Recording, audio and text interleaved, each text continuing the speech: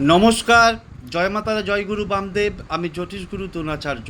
দর্শক বন্ধু, এত চিন্তিত কেন? কিসের এত চিন্তা, কিসের এত দুশ্চিন্তা ভাবনা?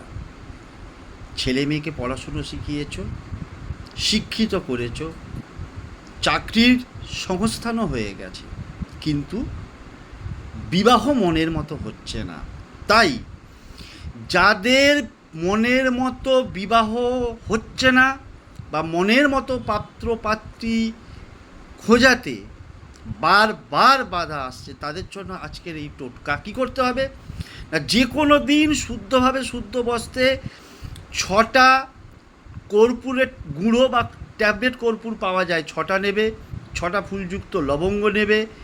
1 চা চামচ যে কোনো আতপ চাল, সিদ্ধ চাল বা গোবিন্দভোগ চাল, 1 চা চামচ হলুদ গুঁড়ো, সব কিছুকে একসাথে একটা লাল কাপড়ে বেঁধে পুটলি করে যার বিয়ে হচ্ছে না তার মাথার উপর দিয়ে ঘড়ির কাঁটা যেভাবে ঘুরে সেইভাবে 7 বার ঘুরিয়ে নিয়ে কি করবে, মনস্কামনা জানাবে যে মনের মতো বিবাহ অবশ্যই হবে পাত্রপাত্রীর সঙ্গে।